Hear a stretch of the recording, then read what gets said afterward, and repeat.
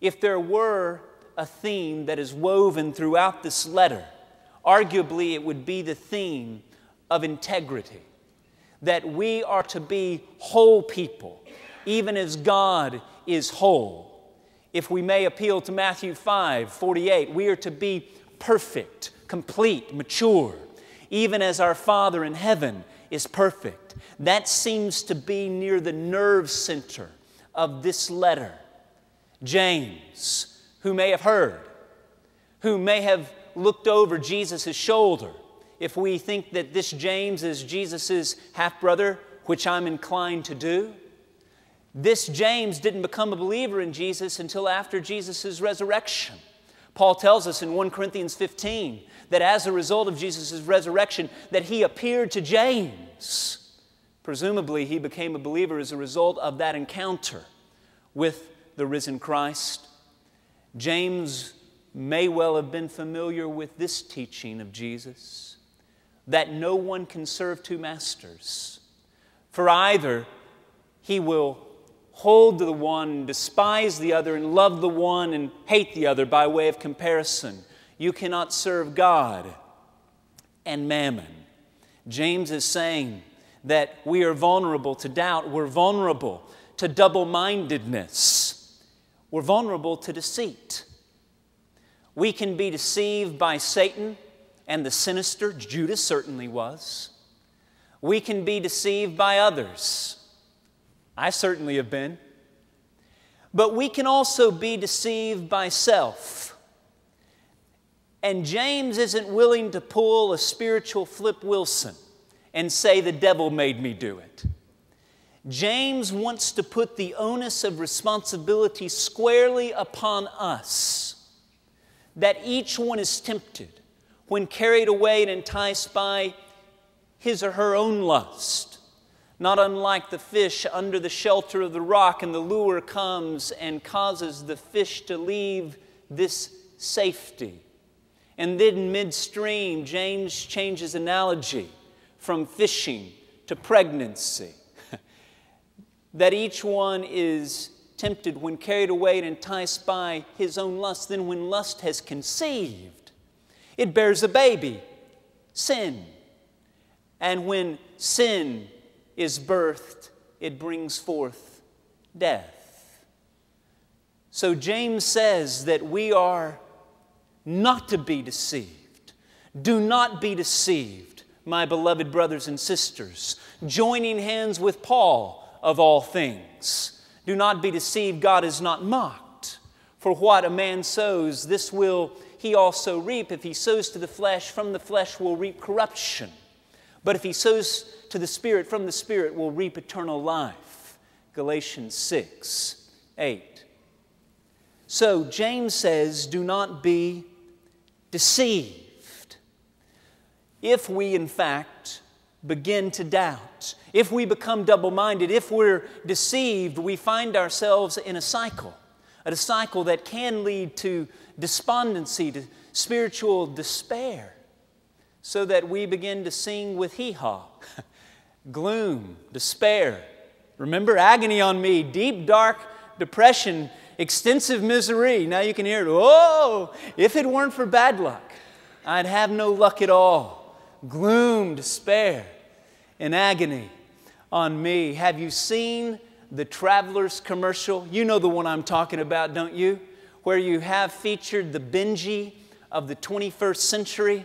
You've seen it, right? The dog who has his very valued bone. He loves this bone. He becomes worried about his bone. So one night he goes out and he digs a hole. He buries the bone in the ground in the backyard, but he sees a suspicious cat passing by. This prompts this dog then to dig up the bone and to do what all wise dogs ought to do, take it to a bank, all right? And so he hops a bus with his bone, enters into the safety deposit area, places it in the box, and returns home. Meanwhile, he's tossing and turning, so worried about this bone, so he goes to retrieve it from the safety deposit box. He takes it home, and the next thing we know, Benji is all happy, playing about outside because he has found the solution, the secret. And of course, here's where the advertisement comes in. It's to be under the traveler's umbrella.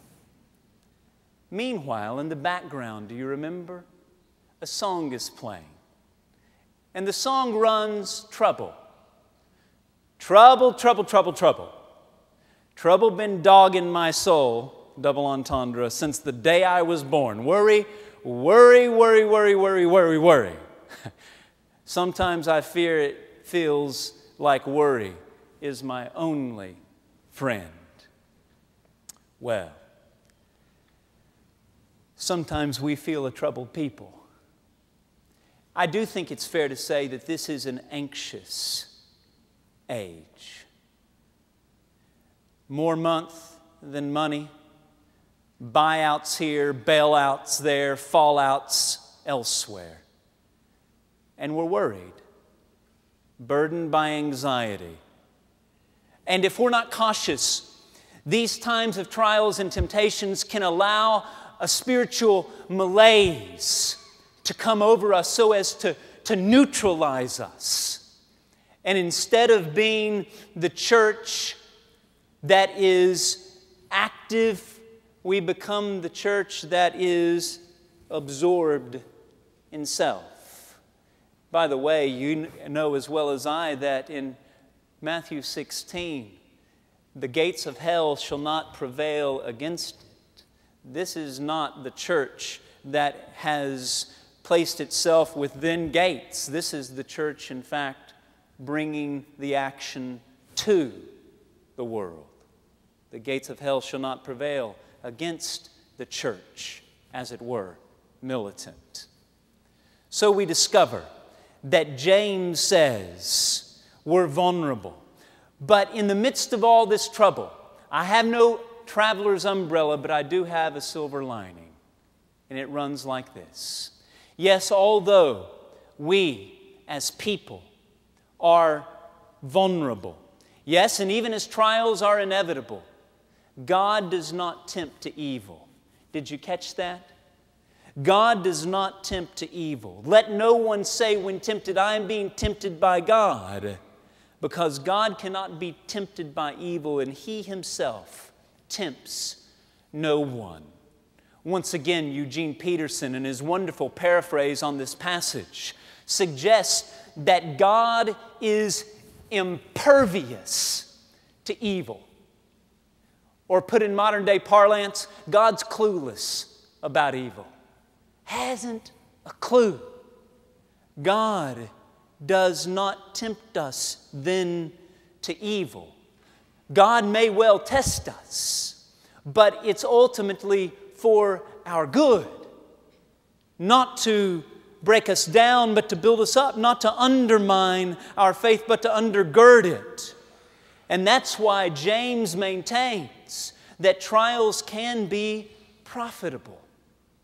That's why he can say, consider it sheer joy, unadulterated joy, when we encounter multicolored trials. Trials can be profitable if we will be joyful. Of course, joy is not to be confused or even conflated with happiness. Happiness is a fleeting feeling that comes and goes.